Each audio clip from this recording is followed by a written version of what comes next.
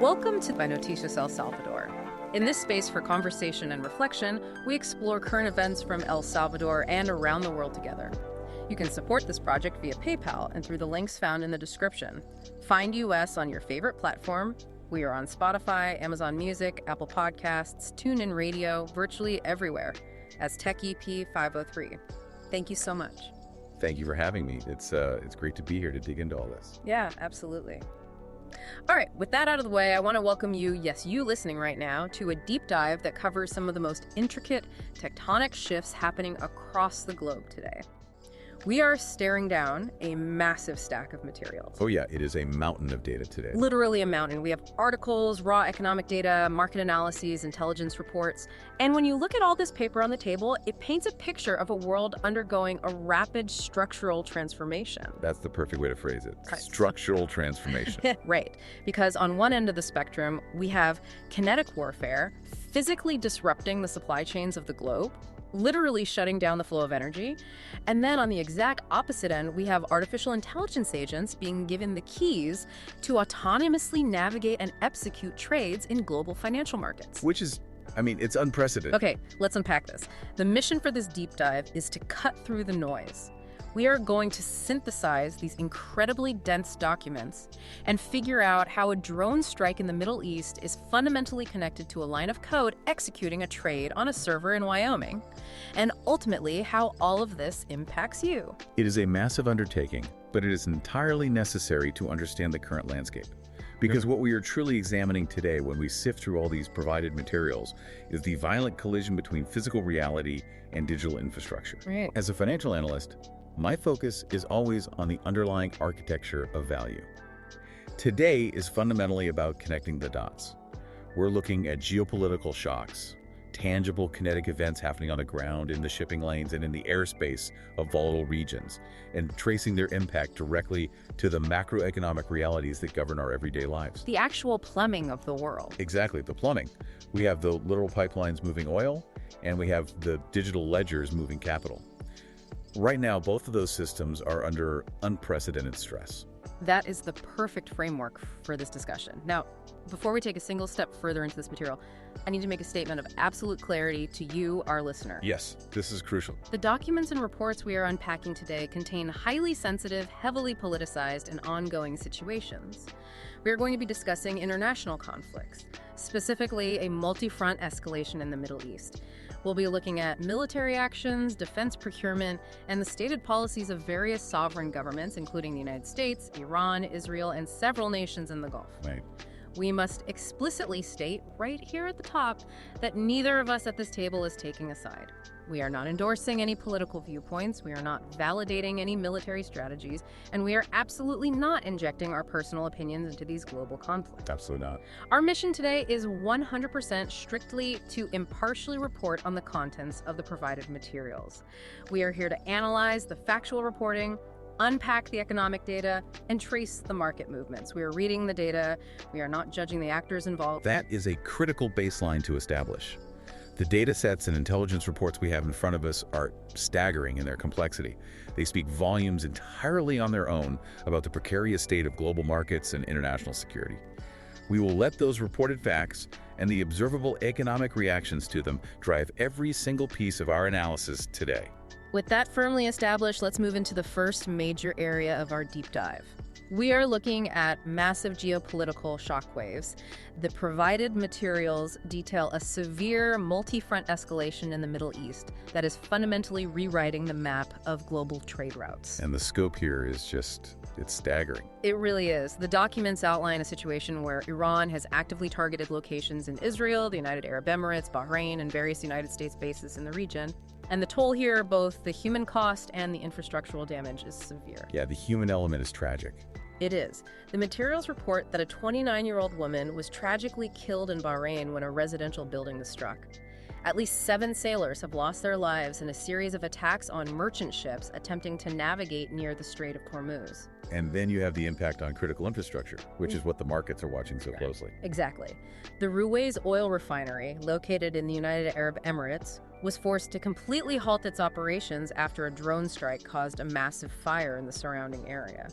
And just to give you listening some context on the scale of that, the Ruwais refinery has a processing capacity of 922,000 barrels of oil per day. Almost 1 million barrels a day. Right. It is one of the largest and most critical refining complexes on the planet. What's fascinating here is the immediate, almost violent reaction of the global financial markets to that specific kinetic event.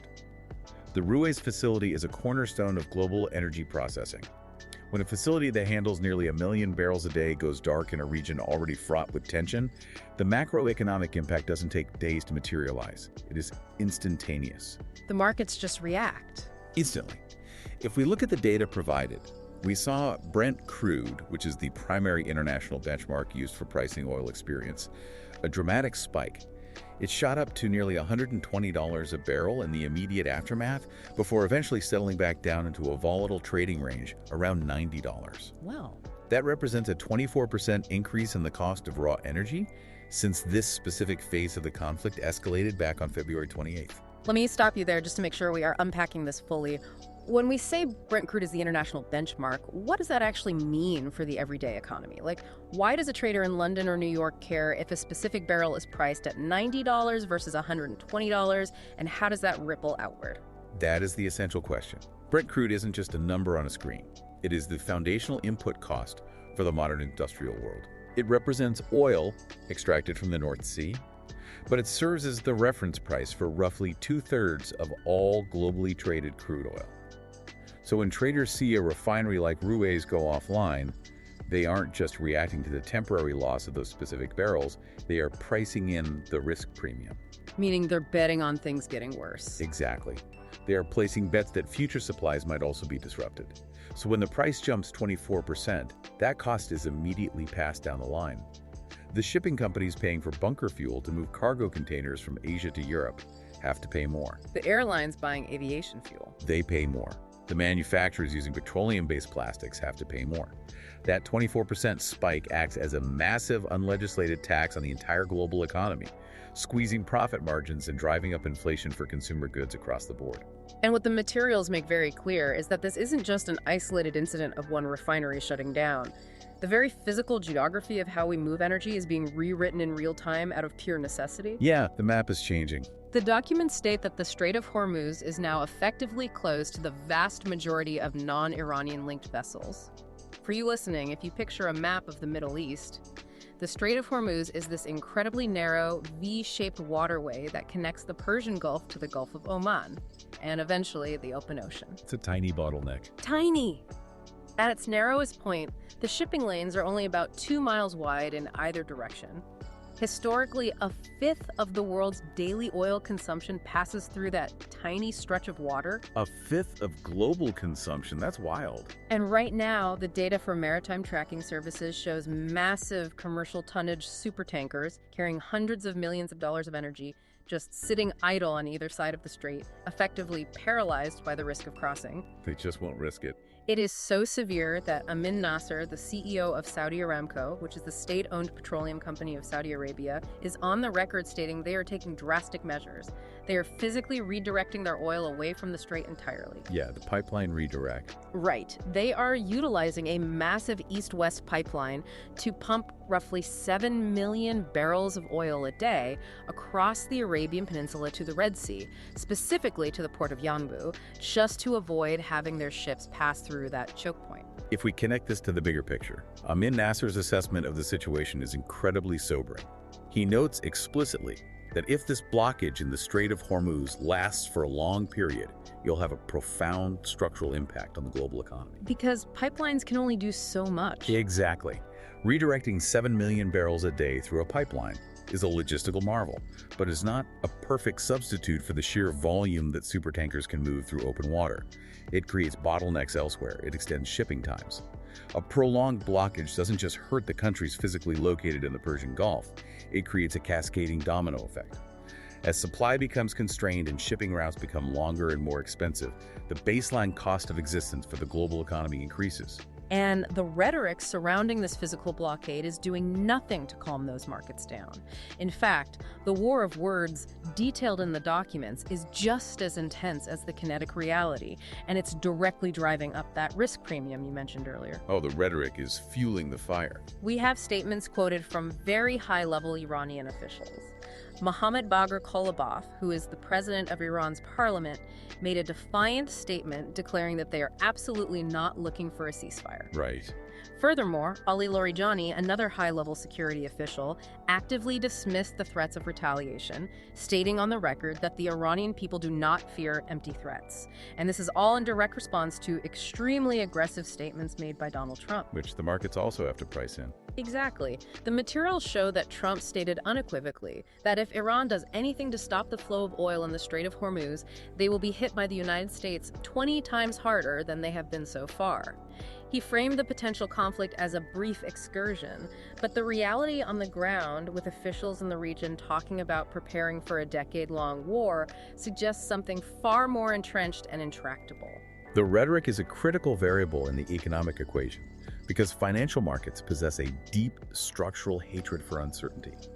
When you have the United States, which possesses the world's most powerful military, threatening exponential kinetic retaliation, and you simultaneously have Iranian officials stating they are entirely undeterred and prepared for a 10-year conflict, the mathematical models used by commodity traders they break down. How could they not? Exactly. How do you accurately price a barrel of oil for delivery in 6 months when the primary shipping lane might be an active naval war zone?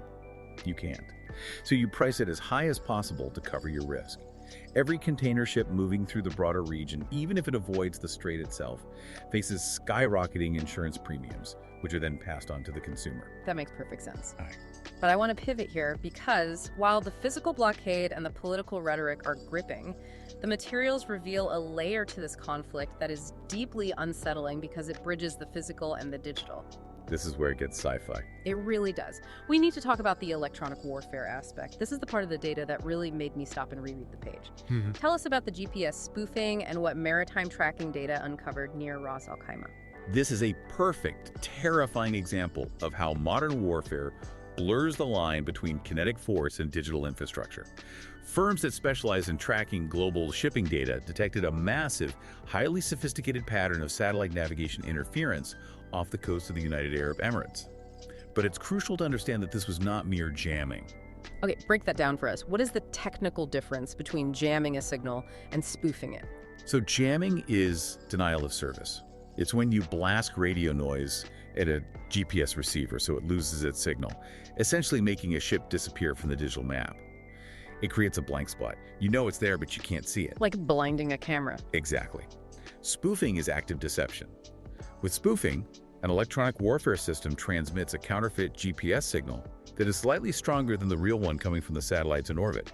The receiver on the ship, or the receiver on a commercial airliner or a drone, locks onto this fake signal.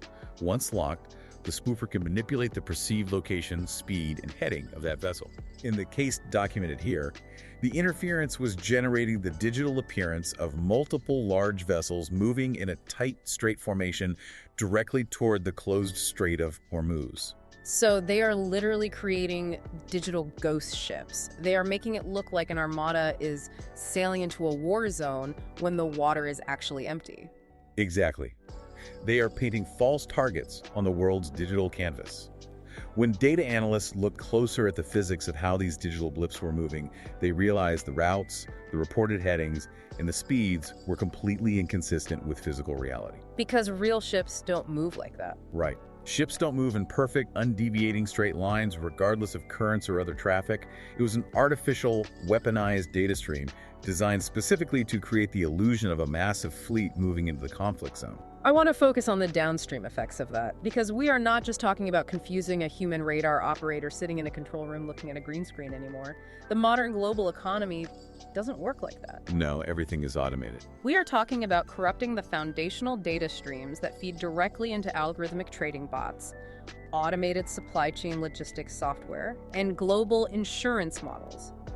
If a high-frequency trading algorithm, which parses maritime tracking data to predict oil supply, suddenly detects a surge of a dozen oil tankers moving into the Strait of Hormuz, It might automatically execute hundreds of millions of dollars in futures trades based on the assumption that the blockade has been broken and supply is about to flood the market. Which would tank the price instantly. Or conversely, if it reads that armada as a military deployment, it might short the market, assuming an imminent naval confrontation.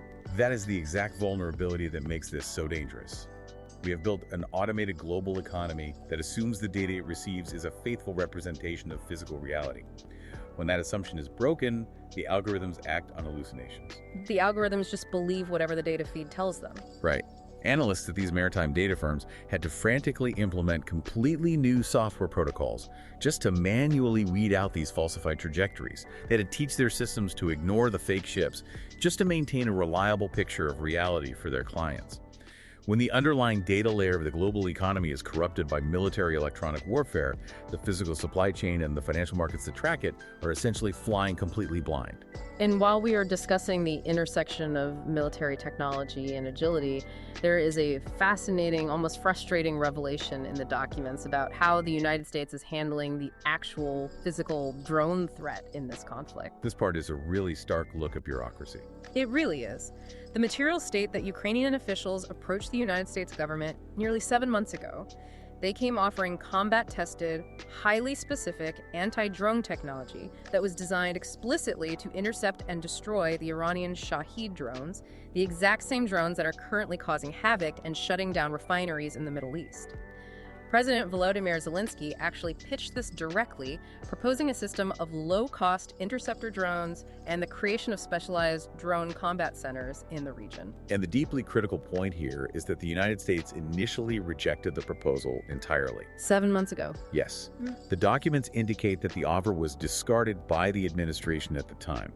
It wasn't until this recent overwhelming wave of drone attacks devastated Allied infrastructure that Washington completely reversed its course and actively asked Ukraine for the technology they previously turned down. So they changed their minds after the damage was done.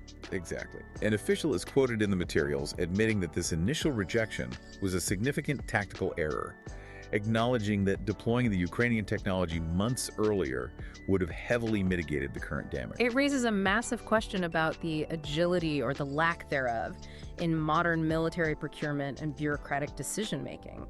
You have an allied nation fighting a daily war, offering field-tested, cheap solutions to the exact weapon system that is currently threatening your bases and shutting down global oil processing. I'm proud of you. And it takes 7 months, massive infrastructural damage, and a regional escalation for the traditional defense bureaucracy to finally adopt the technology. Meanwhile, while the paperwork is being routed, the drones are flying, the refineries are burning, and the electronic ghost ships are confusing the global algorithms. It paints a stark picture of a world where the speed of technological asymmetric warfare is vastly, fundamentally outpacing the speed of traditional bureaucratic institutions. It truly does.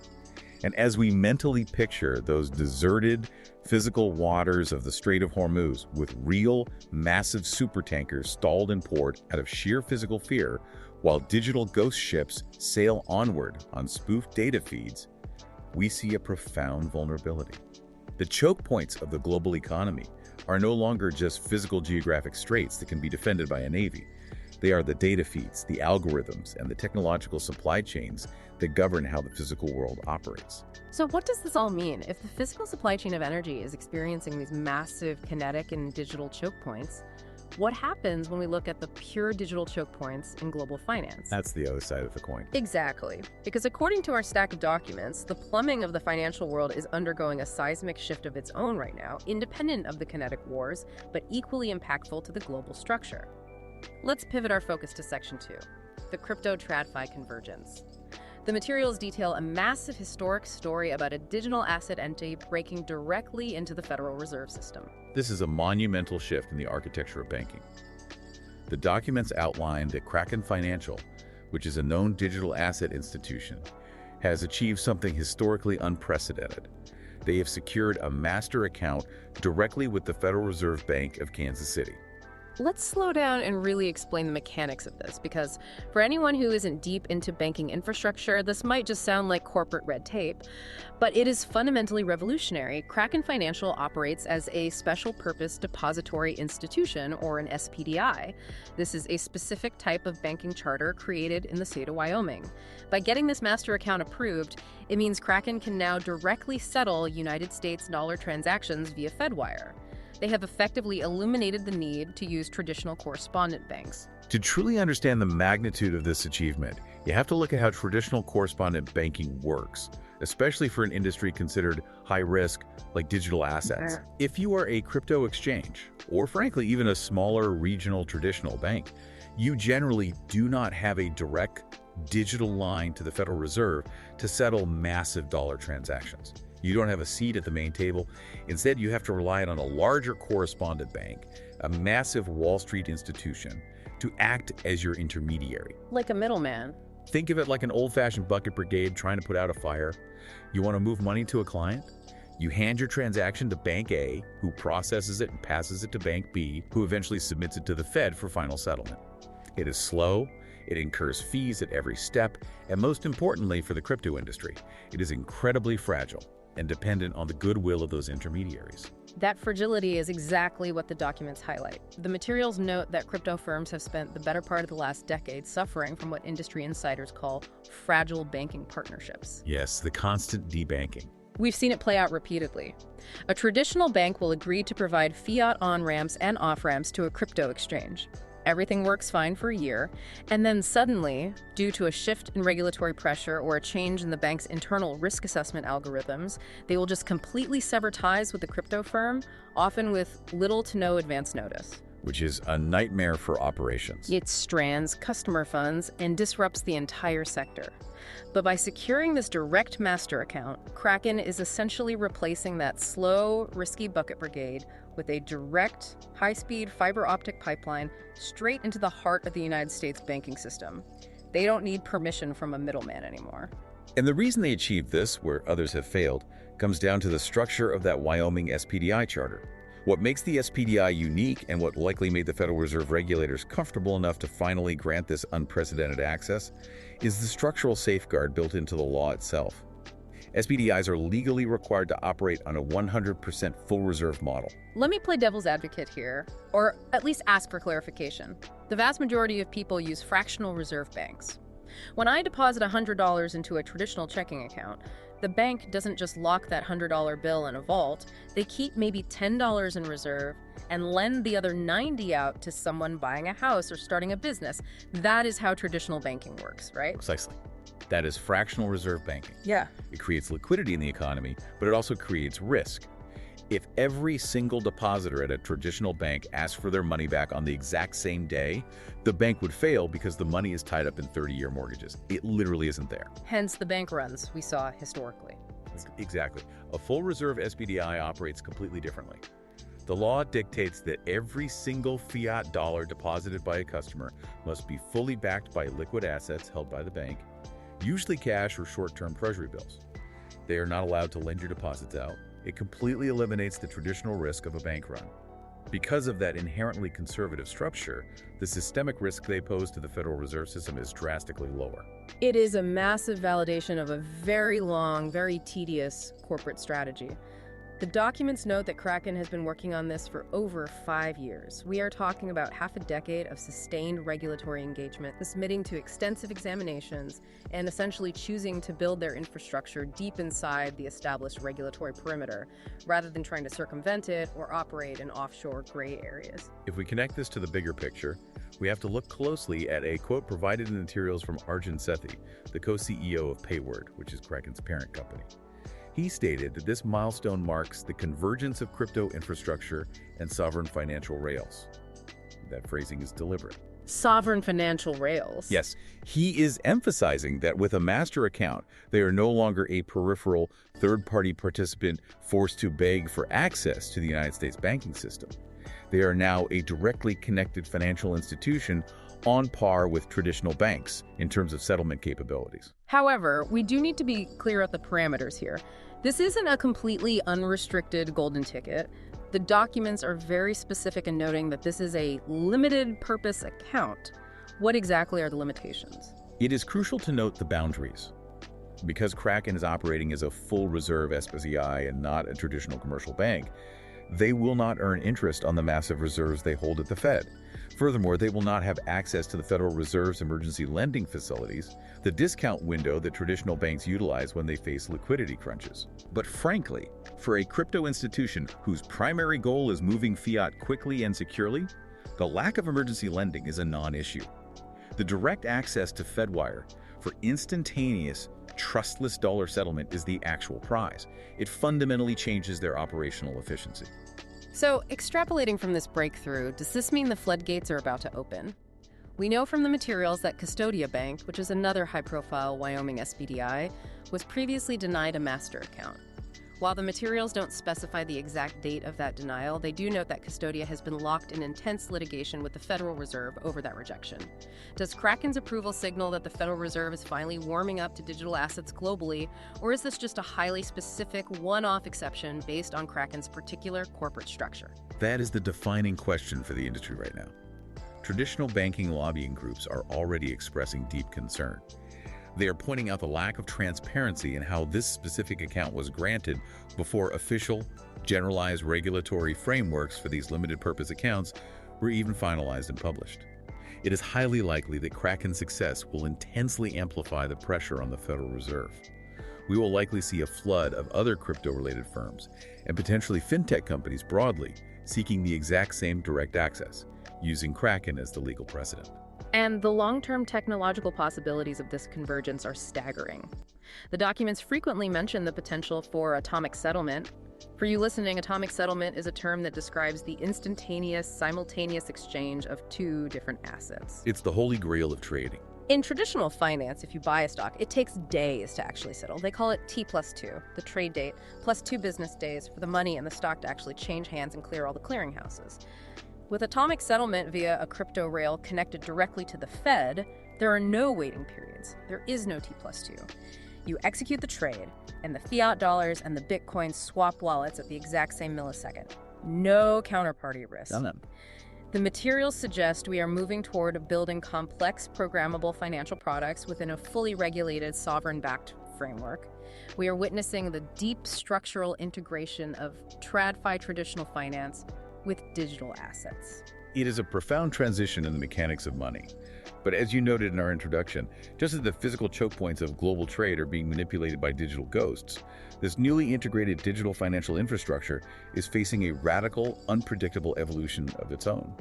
Because while crypto is finally integrating into traditional banking rails, the actual daily, second-by-second trading of these digital assets is quietly, rapidly being handed over to non-human entities. Okay, that is the perfect pivot into our next segment, because we really need to dig into the reality of AI agents taking over the markets. But before we get into the literal artificial intelligence takeover of global finance, we need to take a quick moment.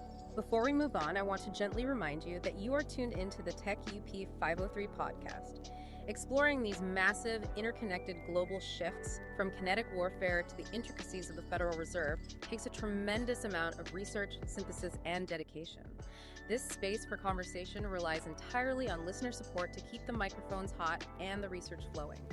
If you are finding value in this deep dive, if it is helping you connect the dots of the complex world we live in, please consider supporting the project. You can help fund the show directly via the PayPal links provided right down there in the episode description.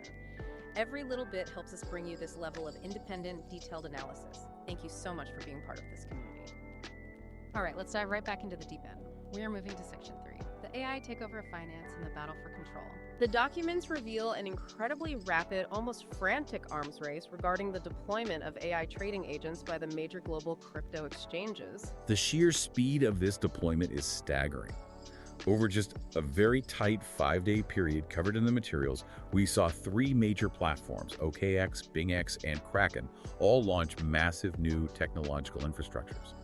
And these infrastructures weren't designed for human day traders, they were designed specifically for artificial intelligence agents to operate autonomously on their platforms. We're witnessing a fundamental architectural shift from human-readable interfaces to machine-readable markets. Let's break down how different platforms are approaching this because the technical divergence is fascinating. The documents show OKX launched what they call an agent trade kit. This is an open source suite containing 82 distinct tools that cover everything an AI needs to operate, from parsing real-time market data to executing complex multi-leg trades and even auditing account balances. And crucially, they built this with a massive focus on security and privacy. Right, the keys. The API keys, which are essentially the passwords that allow the AI to access the funds, are kept strictly on the user's local device, not on a centralized server. Then you have BingX, which took a totally different, much more consumer-friendly route. They launched a $300 million AI skills hub that relies entirely on natural language processing. That distinction is vital for understanding the future of retail finance. BingX is explicitly trying to obliterate the barrier to entry for the average retail trader. With their system, you don't need to know how to code in Python or understand complex API calls. You essentially just type a prompt in plain English, or whatever your native language is, into a chat interface. You type, buy $1,000 of Bitcoin if the price drops below 60,000, but only if Ethereum is also trending up. And the AI agent interprets your natural language, writes the logic, and executes the strategy autonomously. It is quite literally like using a conversational chatbot to run your investment portfolio. But then Kraken, who we just discussed, getting their FedMaster account, took it to a level that feels incredibly technical and, frankly, a bit alien. They didn't bother building a sleek graphical interface with charts and buttons. They introduced a command line interface, or a CLI, containing 134 specific commands. It is an environment designed purely for AI agents to read the markets without any graphical interface slowing them down. Exactly. For those listening, if you want to visualize a CLI, imagine opening up the old command prompt on a computer from the 1990s, just a black screen with raw text blinking back at you. There are no graphics to render. Kraken setup allows an AI agent, built by a developer, to instantly ingest 16 live market indicators, execute complex arbitrage trades across spot and futures markets, and receive structured confirmation data back in a matter of milliseconds. There are no buttons to click, no candlestick charts to look at. It is pure machine-to-machine communication occurring at the speed of light. As a demonstration of the power of this system, they showcased an agent simulating trades based on 16 simultaneous indicators across multiple different digital assets without a single instance of human intervention or oversight. And the sheer volume of these autonomous machine-driven transactions is exploding at a rate that is hard to comprehend. The data highlights a specific protocol developed by Coinbase called BUY402. This is an infrastructure layer that allows AI agents to actually hold wallets and pay each other to settle transactions automatically. The growth metrics are absurd. In October of 2025, the BUY402 protocol processed roughly 10,000 transactions. By February of 2026, just a few months later, it had surpassed 100 million transactions. A 1,000,000% increase. That is an increase of nearly 1,000,000%. Leaders in the space, like Brian Armstrong and Changpeng Zhao, have stated publicly that they believe AI agents will very soon outnumber human beings in terms of sheer transaction volume on the blockchain. But this hyperautomation introduces severe, unprecedented, and poorly understood risks to the financial ecosystem. When you delegate execution authority to an autonomous system, the nature of a mistake changes fundamentally. A hallucination, a bug in the code, or a slight misinterpretation of data doesn't just result in a funny, nonsensical chatbot response that you can laugh at. It results in immediate, irreversible financial loss executed at speeds humans cannot intercept. Yes, the documents provide some stark examples of this reality. Tell us the story of Lobster Wild, because it perfectly illustrates the danger of giving an AI a wallet. Lobster Wild was an experimental AI agent operating autonomously with access to real funds. According to the reports in the materials, an unknown user on a major microblogging platform posted a public message asking for the equivalent of 4 specific crypto assets, claiming it was urgently needed for a medical treatment. A classic sob story scam. Right. The AI agent, Lobster Wild, was scanning social media for sentiment analysis.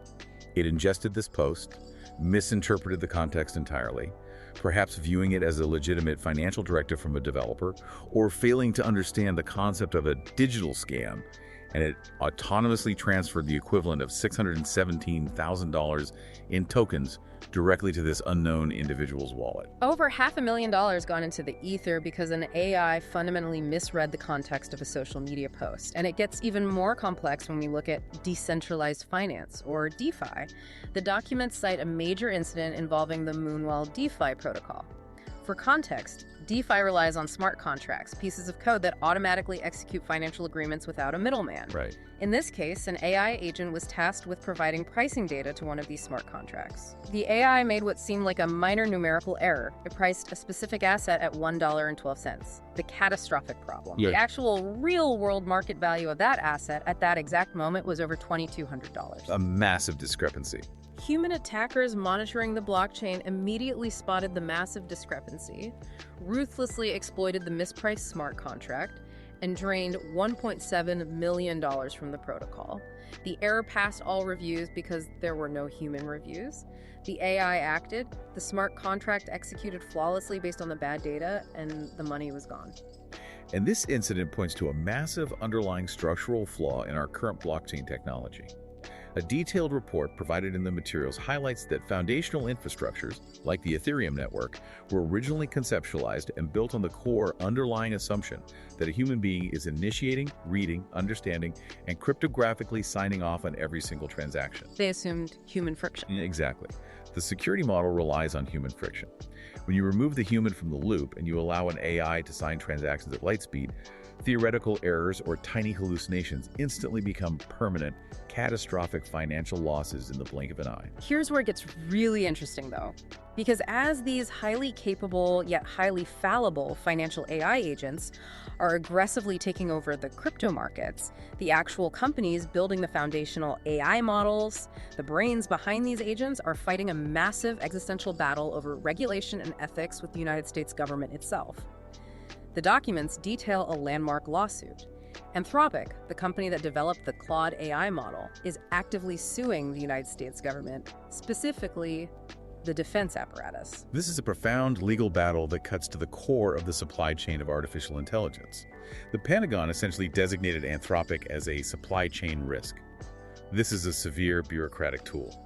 It is a designation that the United States typically reserves for telecommunications companies or hardware manufacturers from foreign nations that are considered active adversaries or espionage threats. Like foreign telecom bans. Yes. By applying this label to a domestic software company, they mandated that all defense contractors and military partners phase out their use of Anthropic's technology within 6 months. And we have to ask why they did that. According to the materials, they did it because Anthropic drew a very hard, non-negotiable ethical line. The documents state that the dispute erupted because the Pentagon wanted the ability to use the Claude AI model for any purpose deemed within legal military limits. But Anthropic categorically, contractually refused to allow its technology to be used for two specific things: the mass surveillance of United States citizens and the operation of entirely autonomous weapons systems. It is a profound philosophical and legal clash over the concept of dual-use technology. An AI model that is excellent at summarizing dense intelligence reports is theoretically built on the exact same architecture as an AI that could parse live satellite imagery to identify and track human targets for a drone strike. It's the same underlying brain. Right. Anthropic's leadership stated that the government's actions in blacklisting them were illegal and unprecedented.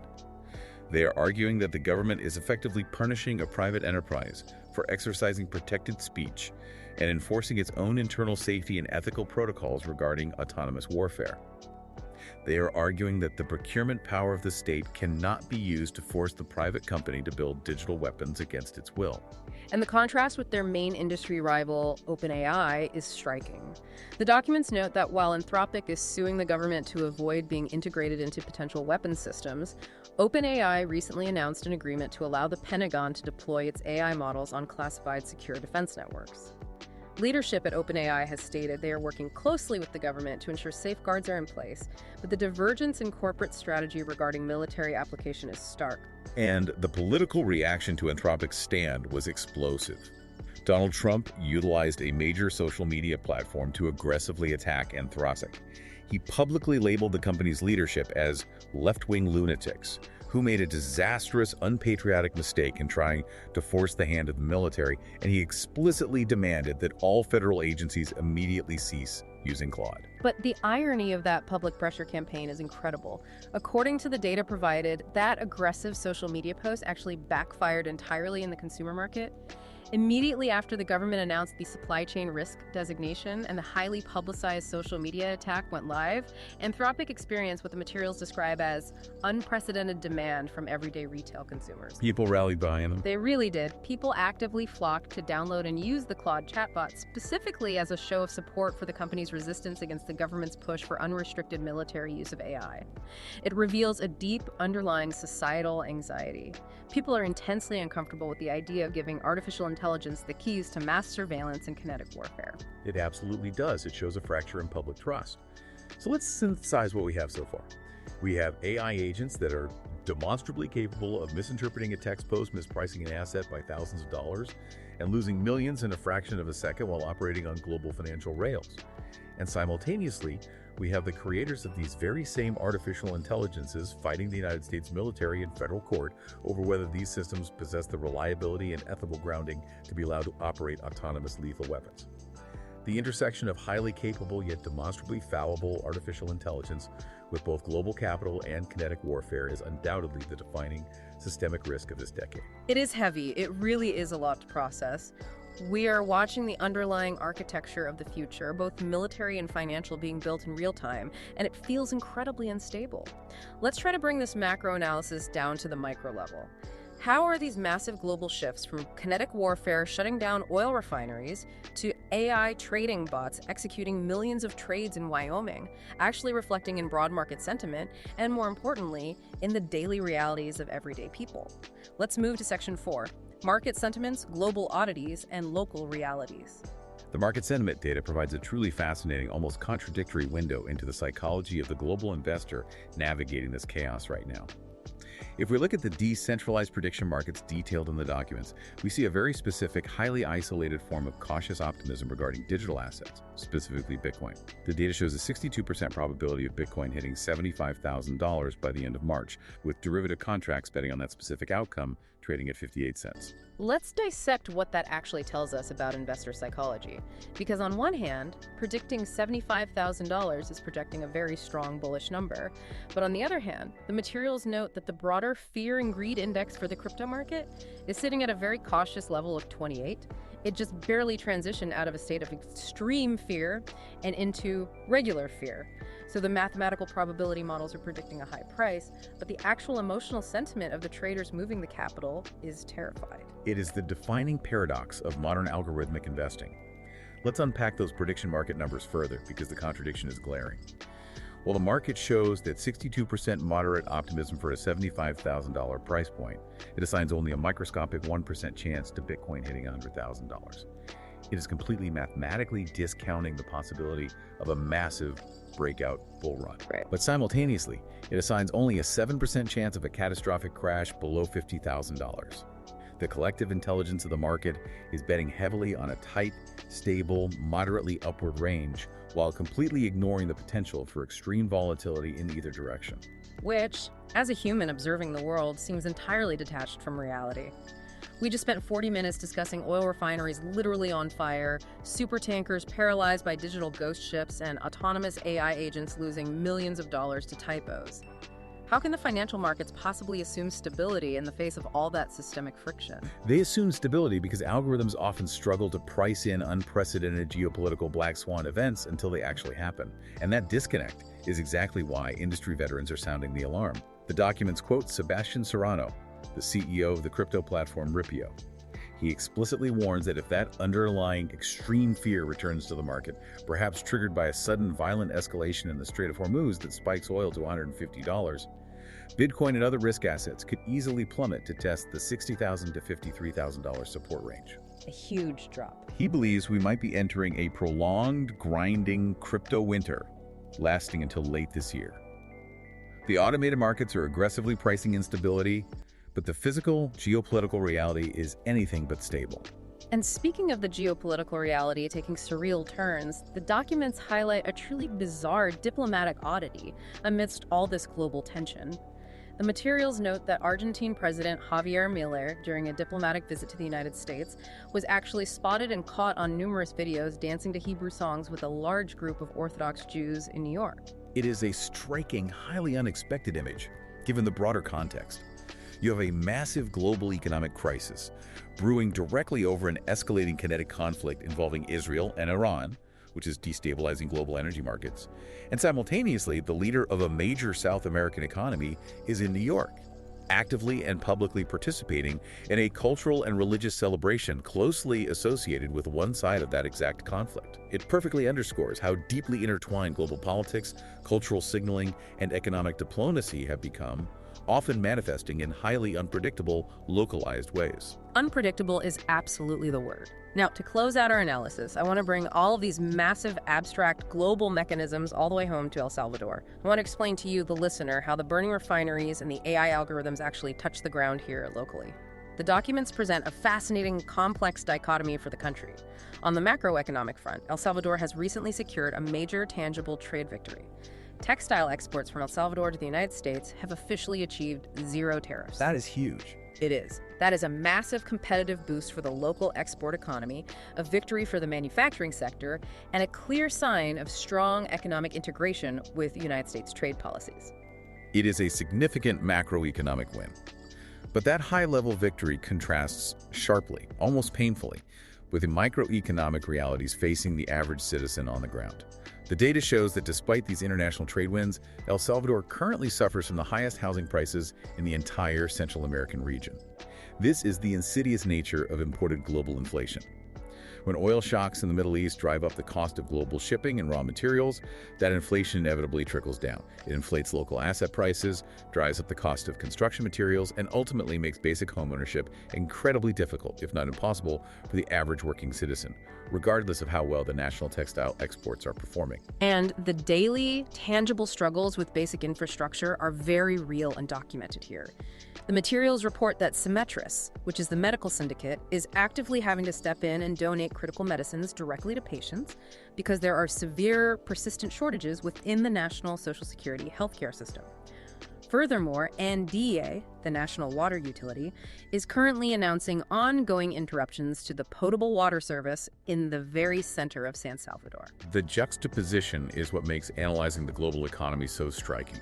We have spent the last hour discussing high-frequency AI trading bots moving hundreds of millions of dollars in fractions of a millisecond across a frictionless digital financial infrastructure that never sleeps. We discussed a crypto bank securing a direct master account with the Federal Reserve to achieve atomic settlement.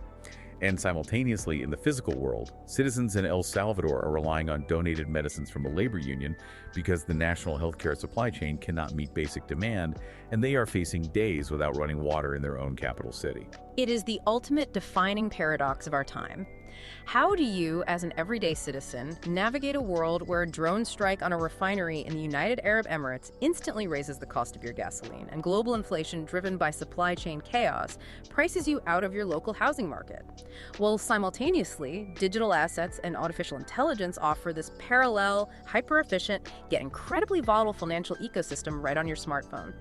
We live in a world of supreme, almost magical technological advancement, existing right alongside profound, basic infrastructural fragility. Navigating it requires a profound level of adaptability and awareness.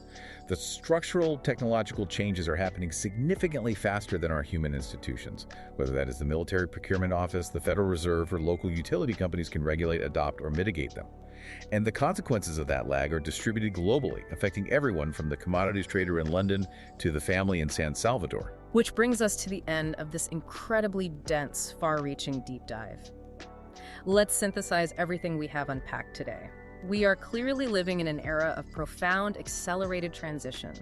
We are witnessing traditional sovereign banking infrastructure literally merging with decentralized digital assets, as evidenced by Kraken securing a direct pipeline into the Federal Reserve, fundamentally altering how fiat currency and crypto interact. And at the same time, we are seeing traditional kinetic warfare merging entirely with digital deception. The physical, terrifying blockade of the Strait of Hormuz is being exacerbated by advanced electronic warfare and GPS spoofing that creates digital ghost ships, deliberately blinding the algorithms that global supply chains rely on to function. Furthermore, the very concept of human-driven finance is slowly, inevitably being handed over to autonomous AI agents capable of executing thousands of trades a second, even as the tech companies building those fundamental AI models fight desperate legal battles against the United States government over the ethical boundaries of weaponizing that exact same technology. It is an immense amount of information to process. We have gone from burning oil refineries to machine learning algorithms, and from the choke points of global supply chains to local water shortages in El Salvador. Before we sign off, leave us with something to think about.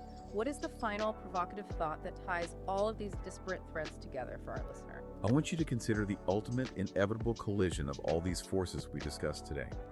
We have detailed AI agents currently executing massive financial trades at light speed, entirely without human intervention or oversight.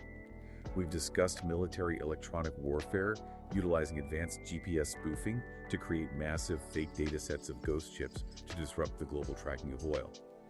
This raises an incredibly important question. What happens today if a fully autonomous AI trading agent, holding hundreds of billions of dollars in a digital wallet connected directly to the Federal Reserve via a master account, bases its high-frequency financial decisions on a live feed of spoofed, weaponized data streaming out of an active kinetic war zone? When the machine reacts to a deliberate digital illusion at the speed of light, instantaneously crashing a market or spiking the price of an essential global commodity, will human regulators even possess the time to pull the plug? Or is the architecture of the machine we have built already moving entirely too fast for human comprehension? Wow. That is a genuinely profound thought to leave on. A global financial flash crash caused by the digital fog of war, misinterpreted by an artificial intelligence holding the keys to the bank. That is the exact reality we are stepping into. Indeed it is. Listener, I want to thank you so deeply for joining us on this incredibly complex journey today. If you made it this far, you are exactly the kind of curious, engaged mind this space is built for. I want to remind you once more that this has been the tech. If you value this kind of in-depth, entirely unbiased analysis of the massive forces shaping our world, please encourage and support the project. You can do so directly via PayPal using the links provided right down there in the description. Your support is what makes this level of detailed analysis possible. Thank you for your time, thank you for your attention, and until next time, keep questioning the data, keep looking for the hidden connections, and stay curious. Farewell.